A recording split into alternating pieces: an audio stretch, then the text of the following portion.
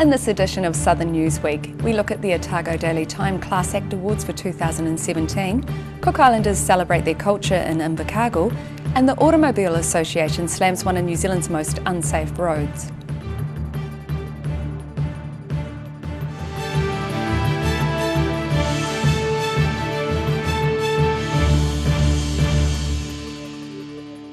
Welcome to Southern Newsweek, I'm Melissa Barton. The Otago Daily Times Class Act Awards were held at the Dunedin Public Art Gallery this afternoon. Recipients will receive a University of Otago scholarship with a minimum value of $6,000. Roselle LeBone reports. The leaders of tomorrow from around Otago gathered today at the Dunedin Art Gallery for the Class Act Awards. You have an education and a set of Kiwi characteristics that make you employable anywhere in the world. And of course, for yourselves as achievers of excellence in many different ways, it is especially the case. Each student receives the minimum of a $6,000 scholarship to attend the University of Otago, with the Ducks of secondary schools receiving a minimum of $9,000. The Otago Daily Times has been sponsoring the awards since 2000, with schools in the newspaper's primary circulation area each selecting one or two outstanding pupils. Just today I met a number of people, young people, who are running businesses you haven't heard of here in Dunedin, employing 15, 20, 40 people on producing all sorts of technology and games and so on. Opportunities that just weren't there 30 years ago, 35 years ago. The 57 recipients representing 29 schools were nominated by their respective schools based on their achievements. The awards recognise both academic excellence and potential for success in adulthood. Roselle LeBone, The South Today. Cook Island language, food and entertainment was celebrated in Invercargill this week. The city's Cook Island community came together for a week of festivities to celebrate National Cook Island Language Week. Sharon Rees went and had a look.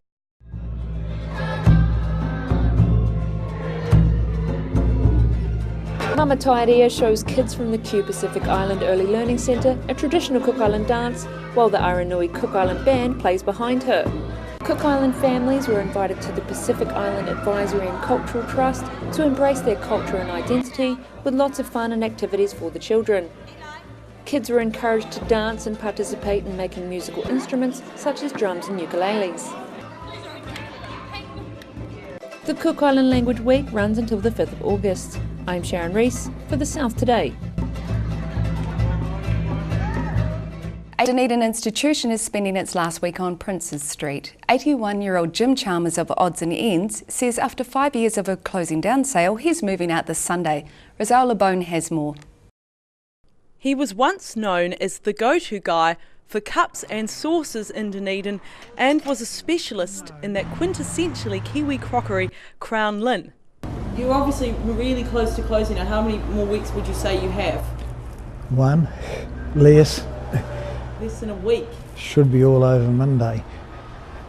These days, Jim Chalmers' shop is looking a bit emptier. 5 years after placing the closing down sign on his door as a result of health issues, everything in his shop's been packed up and Chalmers is ready to retire. There are lots of memories in this store, including the time Chalmers purchased what turned out to be a signed Salvador Dali print for $4. So I saw a signature on this and said to Des, did he know of an artist called Dahl? He said he'd investigate it. Came down, he said, give me a look at it. And it was a signed print of Salvador Dali. Chalmers says no one knows yet what's going to happen to the shop, but the landlord intends to renovate it. Meanwhile, Chalmers hopes to devote more time to fishing. I say to most people, I say, what are you going to do? All the things I'm not doing now. Once known for being packed with vintage furniture, paintings, china, pottery and glassware, comments on the Dunedin is for Lovers blog stated about Odds and Ends: bring cash, lower your hygiene standards and offer to pay full price. The kind old man who runs this tip of a shop will probably mark it down if you don't try to swindle him. If you are interested in getting your hands on the last piece of Temuka, Benha and Crown Lynn, you better get to Princes Street before the shelves empty out entirely. Roselle LeBone, The South Today. A highway near Queenstown has been awarded a dubious distinction by the Automobile Association. State Highway 6 between Frankton and the Arrow Junction is the only one in the South Island to be included in a list of the country's 10 most dangerous highways. Mina Amsel gave the AA a call. The 11-kilometre State Highway 6 from Frankton to Arrow Junction near Queenstown is one of 10 state highways in New Zealand with 2 Automobile Association stars of a possible 5. That rating makes it one of the most dangerous highways in New Zealand. AA's Motoring Affairs General Manager Mike Noon told The South Today an upgrade from 2 to a 3-star rating is needed. And fast. It's quite heavily trafficked. It actually has, 11,736 cars a day, so it is a significant road, and that sort of fits into our criteria is that where we see a significant road which is carrying a lot of traffic, we want that road to be over 3 stars. 2 years ago, 76-year-old Cromwell woman Jennifer Claire Scott died in a fatal car crash on the state highway near Lake Hayes Estate at Ladies Mile. And between 2012 and 2016, NZTA reported 10 serious injury and 37 minor injury crashes. We're pretty unhappy that the road toll is going up. We just want this focus on particularly the 2 to 3 star roads, which are regional roads or national roads carrying significant traffic. We want those to be upgraded. NZTA is working on that on its roads. We want it to be faster and we want more done. The Automobile Association is calling the New Zealand Transport Agency and the government to upgrade 150 kilometres of regional and national roads from 2 to a 3-star rating every year. Mina Amso, The South Today. Dunedin's iconic Jaffa race was postponed this year due to weather. The event has now been rescheduled for later this month. Rudy Adrian reports. Bad weather saw Dunedin's annual Jaffa race being postponed this year due to the beginning of what proved to be a major deluge which flooded many areas in the region. The Jaffa race is now going to be run down Baldwin Street, the world's steepest street, on Saturday, the 19th of August. In other words, less than 2 weeks away. There had been talk of rescheduling the event to coincide with the next school holidays, but Cadbury's events coordinator Kylie Rufiu-Karawana explained that it was best not to have their confectionery balls in action on what could be a warm day. The further we get into the next school holidays, the further we get into summer, the hotter the weather becomes, even in Dunedin, which does mean that there's a little bit of some adverse reactions for our Jaffas, shall we say. And it also means that wasps come out, and wasps and sugar don't play nicely, so we decided we'd run the race a little bit quicker, a little bit sooner than we had first thought. And August the 19th was the date that works best for us. Weather permitting, this is the first time ever that the Jaffa race will occur on a weekend day. One of the suggestions we've had over the years is, why run it on a Friday? Why can't you run it on a weekend? I have to work. Well, we finally are. This will be the first time the Jaffa race is run on a Saturday. This will give people an opportunity to come down and see the race who might not have seen it before.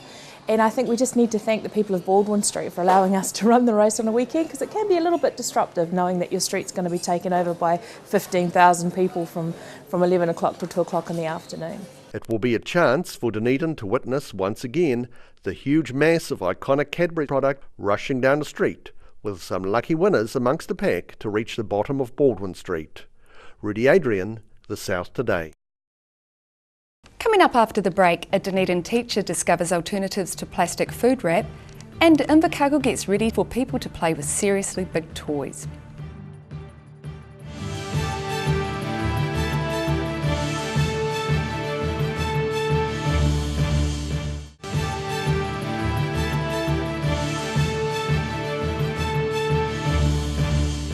Welcome back. An Austrian-based record company is holding a festival for its New Zealand recording artists in Dunedin. Zella Records is only a few years old, but the man behind it has been a fan of New Zealand and particularly Dunedin music since the late 1980s. Daryl Baser caught up with Arno Loeffler over a coffee. Taking time to show his daughter the sights. But this trip is a work and play affair for Austrian record label owner and New Zealand music fan Arno Loeffler. This weekend, Dunedin's Crown Hotel is set to host Zellafest, which Loeffler explains came about after a conversation with one of the bands on the Zella label. One of the things about Zella is that I'm in Europe and my artists are here. and so we hardly get to see each other, which is a bit sad. So I decided to come to Dunedin once more with my daughter this time, and three of my friends were kind enough to organise this festival for all of us. Loeffler has been a fan of Dunedin music since first hearing a Flying Nun compilation in the late 1980s. And he made his first pilgrimage to Dunedin in either the late 80s or the early 1990s. We walked to the Empire and, we were just hoping to maybe see the occasional concert, and what happened was all our idols were lined up at the bar having a beer. Sandra Bell is one of the many musicians Loeffler encountered in Dunedin on his visits here. Yeah, Arno's an old friend of mine. I met him in Dunedin in the 80s, and I ended up going to Berlin and living in his room in Zellerstrasse. She's travelled to Dunedin from her home in Auckland, especially to take part in Zellerfest, and says it's been a long while since she's played live. Oh yeah, it was a year ago actually that I played. It was when I was back in Berlin. I did a gig. Yeah. So yes, it has been a while. A year. So long. How did that happen? Arno Loeffler says Zeller's current project is a second compilation of Robbie Burns' poetry, set to music by New Zealand recording artists, which is being crowdfunded via the Boosted site. There are two shows at Zellerfest this Saturday, one beginning at 2 p.m. and another starting at 8 p.m, with 13 musicians and bands split between the two shows. Wellington band Marinefill feature, along with Dunedin's Jay Clarkson, who's playing with a full band, along with Robert Scott, Chris Hazelwood, Seafog and Francisca Griffin, who are set to shine amongst a sea of stars. Daryl Baser, The South Today. Southlanders looking to trace their family history might consider heading to the Invercargill City Library this week. The New Zealand Society of Genealogists has put together a week of lunchtime talks to help people discover their roots. Sharon Rees went out and found out more. For Jay Coote, Ancestry.com has been a vital tool for researching his whakapapa in preparation for his talk on genealogy this week. Today, Jay presented a large portion of his family history and the methods he used to find the information at the Invercargill City Library for Family History Month. What I'll be doing is starting with I was going to focus on my mum and her side, so I'll go through my mum and the Coote side, where my last name has come from, and then on her mother's side it'll follow a path of the Māori heritage of mine, which can be recorded, which I've found is recorded right back to about 1400. Jay says he's found some humorous facts about his family name and family members during his research. I think about my last name, and it derived from, our coat of arms says that it's a coot bird, and we were a noisy bunch of people, but then there's other accounts where some people were silly old coots, and they were sort of maybe infamous for their silly behaviour. Roger Washbourne, who yesterday gave an introduction to genealogy, says people researching their family history is taking off around the globe thanks to an easier means of doing so.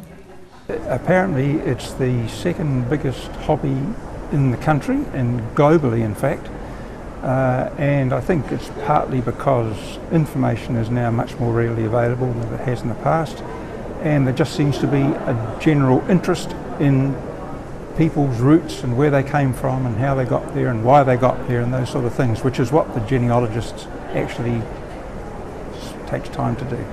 Family History Lunchtime Talks will be held until Friday, August 11 at the Invercargill City Library. I'm Sharon Rees for The South Today. A Dunedin school teacher has found a recipe to help reduce the use of plastic. Jane Hesson, who teaches at North East Valley Normal School, explained to reporter Roselle LeBone today how to use beeswax, coconut oil and elbow grease instead of plastic to keep food fresh. Here at North East Valley Normal School lurks a secret weapon in the fight to keep food fresh. And then I made hundreds of them. We came up with the logo and Cover Up Honey, and it just sort of started. Teacher Jane Hesson has started a cottage industry with her son and daughter and is selling these beeswax, coconut oil and pine resin soaked cloth prints at the local greengrocers and farmers markets. While she didn't invent the idea, first encountering it in Australia, her Kiwi versions caused quite a stir in the staff room and on the campground. We go camping and there's lots of people there, and we have, you know, big salads, and I thought, oh gee, that's a really good idea to cover up because we're outside and there's, you know, insects and things. Hessen says the product keeps food even fresher than conventional wrap, is easy to maintain and can be used again and again. I'm just trying to make some more child-friendly ones, and with the bees, and they have a gorgeous smell too. The wrap can be used on any foods, from scones to opened yoghurt bottles, and fits snugly over dishes and in fridges. To get rid of any creases, it takes only a matter of seconds for the material to regenerate with a little heat in the oven. When you've got the lines, and if these lines, you put them back in the oven for oven about 100 degrees, and for maybe, it really doesn't matter, a very short while, and it just reconstitutes. Easy to care for, inexpensive to produce, and environmentally friendly, Hessen hopes her non-plastic alternative will one day sit alongside plastic wrap on supermarket shelves. Roselle LeBone, The South Today. Southlanders and visitors to Southland with a hankering to get their hands on the controls of some heavy machinery will get their chance come October. That's when Invercargill's Transport World unveils its first in New Zealand Dig This attraction. Sharon Rees explains. Lex Chisholm is the proud new manager of this empty site on Otapuni Ave in Invercargill. He's in the process of converting it into a heavy equipment playground for all ages. It's just people and machines. It's quite exciting. It's ranked number 2 attraction in Las Vegas out of about 270 attractions there. I think it's really, really exciting. It's something pretty cool for New Zealand and especially for Invercargill, yeah. The idea is new to New Zealand, but similar to a Las Vegas attraction where people get the chance to dig and smash their way through obstacles or test their skills by picking up basketballs and tyres. Chisholm says there will be 15 heavy machines on site for customers to operate, ranging from the biggest of bulldozers to machinery for children. They can play on little 1.5 tonne diggers to right up to a 20 tonne digger and smash cars if they want to. There's something there for everyone. Bulldozers to play on is just dig holes and fill them in and just have a lot of fun. Because the idea is so unusual, Chisholm says it's been hard to get the consent required. No one's tried to do this before in New Zealand, so it's new. No one's really done it, so we're just sort of working through the different processes to get there, which has been taken quite a while to get done. Dig This officially opens on the 2nd of October, and I've already got my eye on some heavy machinery. I'm Sharon Rees for The South Today. Coming up after the break, 270 school science projects are on display at the Otago Museum, and Alexandra has a prince contending for this year's crown at the Blossom Festival.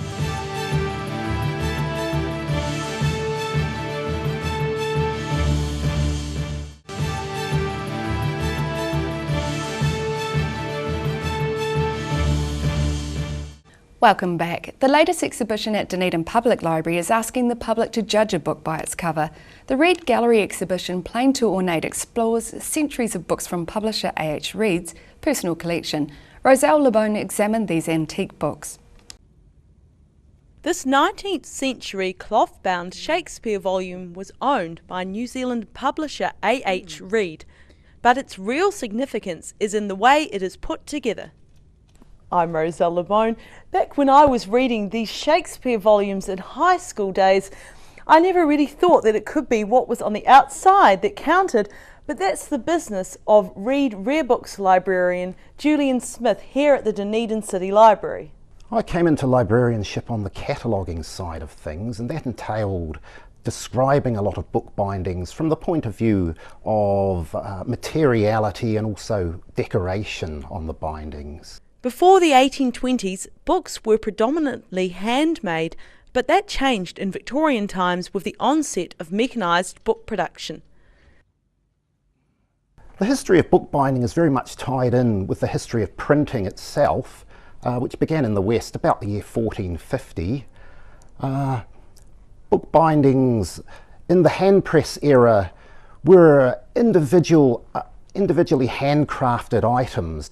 A.H. Reid's collection begins with 700-year-old Bibles bound in Moroccan leather to the emergence of marbled paper, and also has books from early last century produced by Dunedin-based bookbinder Mary Eleanor Joachim.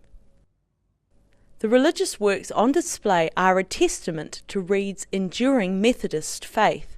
Mr. Reid was a very devout man. His Bibles, both in printed form and manuscript form, were his chief interest. English-born Reid moved to New Zealand as a young man and made his name in publishing. Known for his healthy lifestyle, he walked the length of New Zealand in the early 1960s, aged 85, and died at the age of 100 in 1975. Smith says the collection has been well attended, and while publishing techniques may have changed, the exhibition, showing until October, proves the love of beautifully bound books lives on. A young man in Alexandra is going to prove that gender stereotypes are a thing of the past. 17-year-old Jeff Afan is hoping to win the crown of this year's Blossom Festival as a prince. The South Today went to Alexandra to ask the organisers, plus the regal young man himself, what it was all about. Just a bit of fun, really. Like, we're not worried about the gender politics side of things. We just thought, you know, the rule didn't say anything about not having a prince. So we thought, why not? We'll see if we can go. It started out as a bit of a joke, and as time went on, we're like, actually, why don't we have a prince? And then, you know, as it all worked out, Jeff put his hand up and he was keen to get into it. So it's definitely not a political statement. We just thought this would be a bit of fun for us to do in the community. 60 years of Blossom Festival Princesses. We had all the former queens back last year to celebrate our anniversary, and I suppose Blossom Festival's moving with the times. After all, the competition is about young people in this community and how they can best represent Alexandra and Central Otago and themselves. And there are two genders of young people in this town, so in 2017 we welcome our first prince. It would really boost my confidence, which would really help me towards public speaking and interacting with other people, and yeah, meeting other people. I'm sure Jeff will come out and shine on the day and give the young women a run for their money. Dunedin's Otago Museum is buzzing with school science projects this week. The South Today checked out a few of the 270 entries that have come in from schools around Dunedin. Otago Museum's Hutton Theatre is currently packed with a large range of science projects from 27 different schools. Otago Science and Technology Fair convener Stephen Sexton said there were lots of prizes up for grabs, some easily worth $100. Everybody was seen today by two judges, where it was 3 to 5 minutes of what were you doing, why were you doing it, and just giving some general information. And then those judges will go off and award a pool of money. And then we have independent judges who'll come in this afternoon and tomorrow, and the students won't be here, but they'll just go through all the displays, looking for displays in their interest areas, and they'll award as they see fit for whatever they see fit to whoever they see fit. Donald Trump had better look out because Isaac Randall has made a robot that turns Twitter statements into a rap verse. So it's a robot that can take Twitter feed from the social media Twitter and turn it into a rap. So it can rap it with a phrase at the start and the end. And it also puts a beat behind it so it can sound like a proper rap. So at the moment it can do direct messages and Twitter and tweets.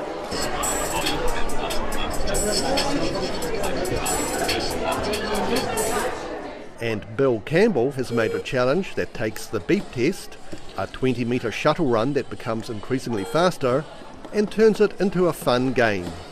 I was kind of elaborating on one of my previous projects where they ran between the lines to see how fast they could go.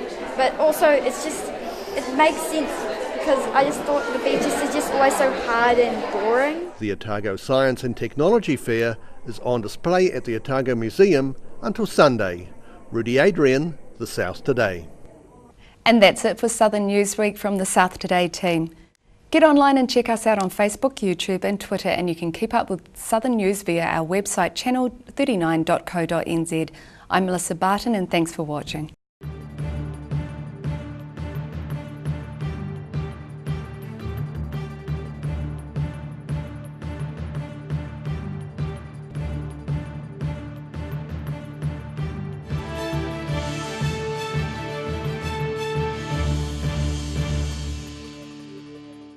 supporting local content so you can see more of New Zealand on air.